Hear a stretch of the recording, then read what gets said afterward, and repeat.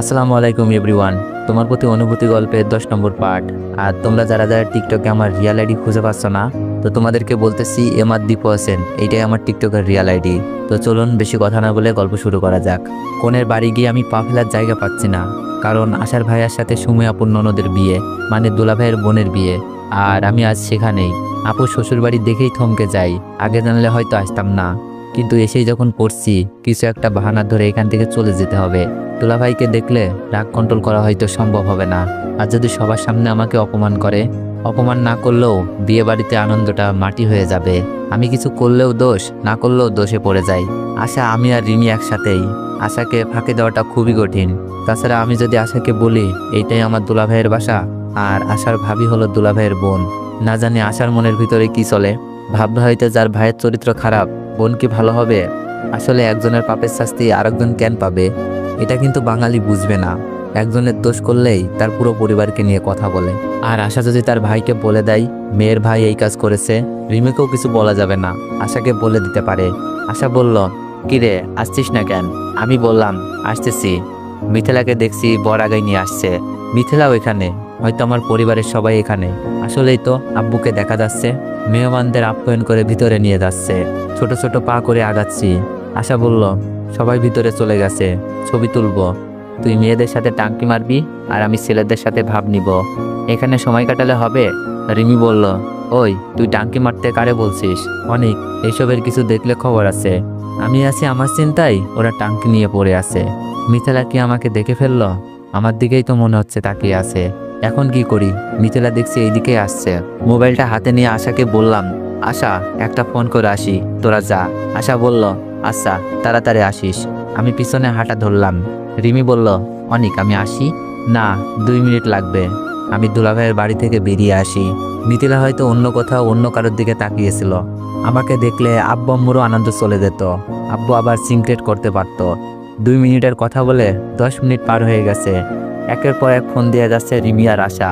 কি কথা বলবো, তাই ফোন বন্ধ করে রেখে দিলাম। হয়তো এই বিষয়টার জন্য আশা অনেক রাগ করবে।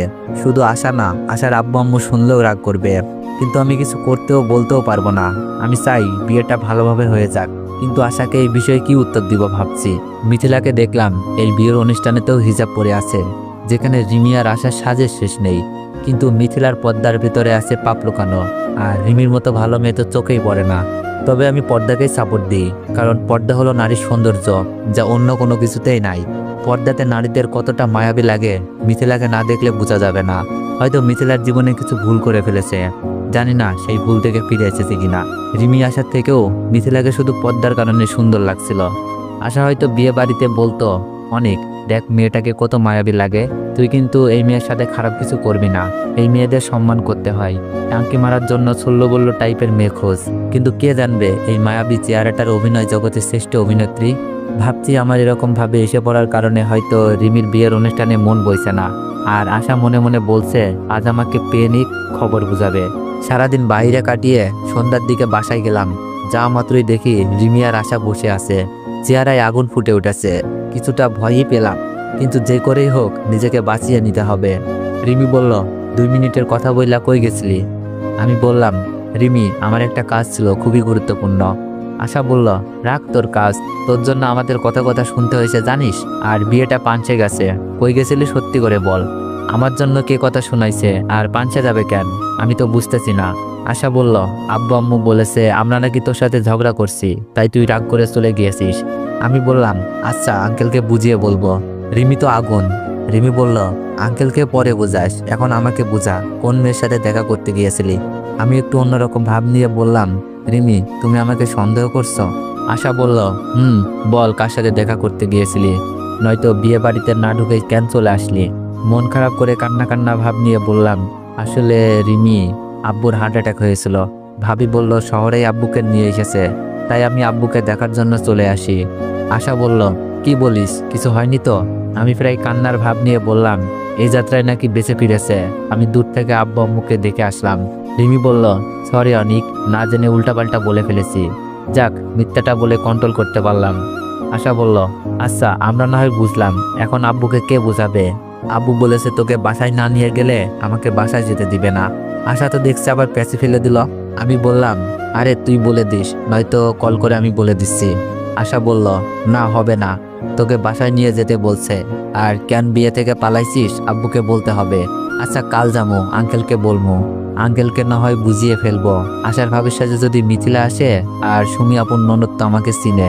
আশা বলল, কাল যাবি, তাহলে আজ কোথায় থাকবো? রিমির সাথে থেকে যা, ভালো বুদ্ধি দিলাম। আশা বলল, কি নতুন ভাবি বাসায় আর আমি এখানে থাকবো? চল বলছি। আশা আমাকে টেনে হিসড়ে চলল। কাপা গলায় বললাম, বাসা ভর্তি মেহমান, আঙ্কেলকে খুঁজতে গেছে রিমি। আশা, ভাবির সাথে কেউ কি আছে? আশা বলল, একটা মেয়ে এসেছে। আশার কথা শুনে কলিজা শুকিয়ে গেল। মিথিলা নয়তো? আঙ্কেল বললেন, অনিক এদিকে আসো। আমি কাপা গলায় বললাম, আসসালামু আলাইকুম আঙ্কেল। আঙ্কেল বললেন, ওয়ালাইকুম আসসালাম। বিয়ে বাড়ি থেকে চলে গেছিলে কেন?